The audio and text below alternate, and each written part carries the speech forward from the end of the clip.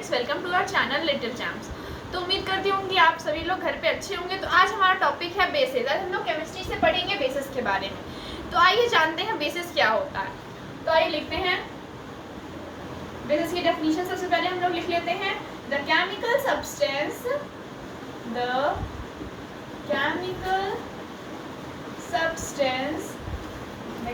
substances which are bitter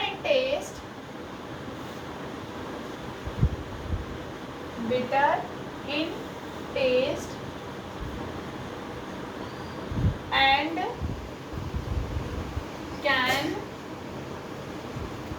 neutralize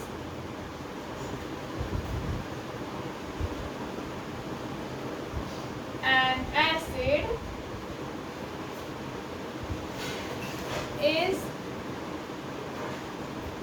can neutralize an acid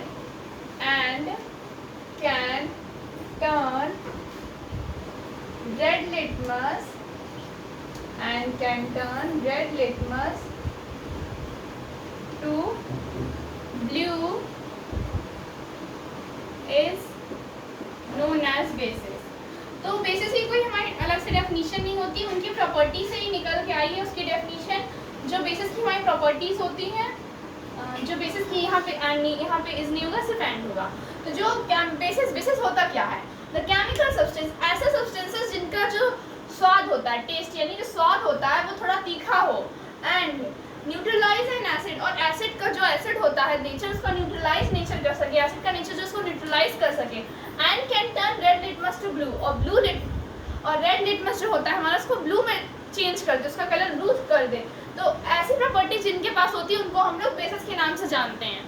तो और एक और प्रॉपर्टीज आती है, जितने मेटल ऑक्साइड और मेटल हाइड्रोक्साइड होते हैं, ऑल मेटल ऑक्साइड्स जितने मेटल ऑक्साइड्स होते हैं एंड हाइड्रोक्साइड, जितने मेटल ऑक्साइड्स एंड हाइड्रोक्साइड्स होते हैं वो सब हमारे मेटल होते हैं, वो बेसिस होते हैं हमारे, आर बेसिस। जितने मेटल ऑक्साइड्स और मेटल हाइड्रोक्साइड होते हैं वो सब हमारे बेसिस होते हैं। तो ये हमारी बेसिस की डेफिनेशन हो गई। तो बेसिस की डेफिनेशन जैसा कि मैंने आपको बताया कि उनकी प्रॉपर्टी से ही उसकी डेफिनेशन निकल के आती है। तो ये सब उसकी प्रॉपर्टीज हैं, और ये मेटल ऑक्साइड्स और मेटल हाइड्रोक्साइड जो होते हैं वो हमारे बेसिस होते हैं। अब आइए हम लोग जानते हैं एल्कलाई क्या होता है।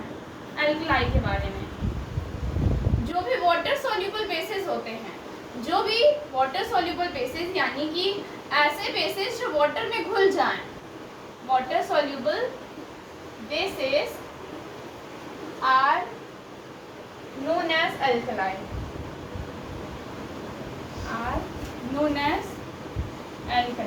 जितने भी वाटर सॉल्युबल बेसिस होते हैं उनको हम लोग एल्कलाई कहते हैं।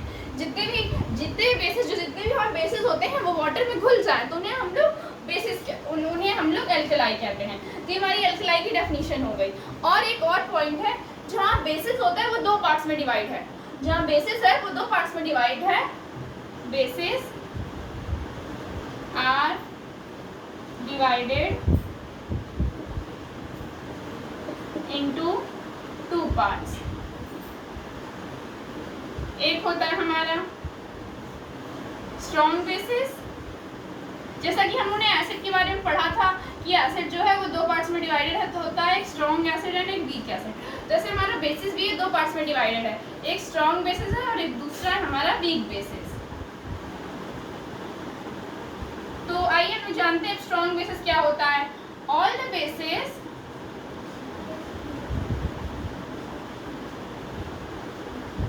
which get completely ionized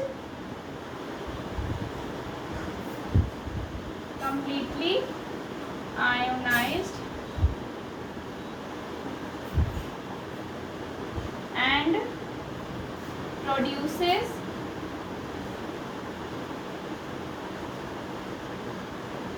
OH minus ions are known as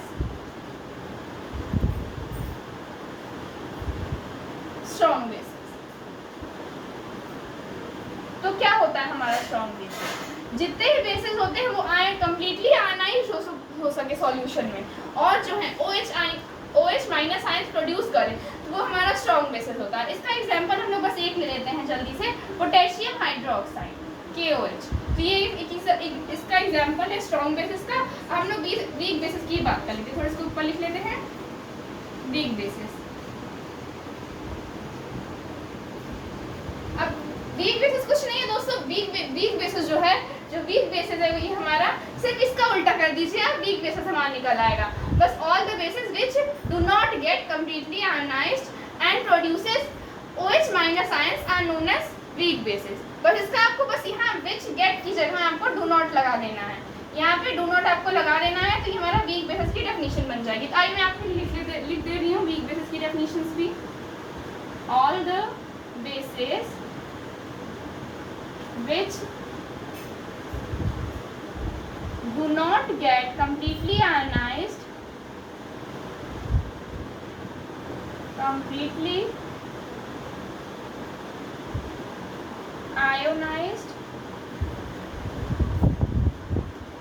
and produces OH minus ions, ये हमारे वीक बेसिस होगा। इसका भी एक हम लोग एग्जांपल ले लेते हैं। इसका हमारा एग्जांपल जो है कैल्शियम हाइड्रोक्साइड CaOH। जो कैल्शियम हाइड्रोक्साइड होता है ये हमारा वीक बेस होता है। तो ये स्ट्रॉन्ग बेस और वीक बेसिस का हमारा एग्जांपल भी हो गया।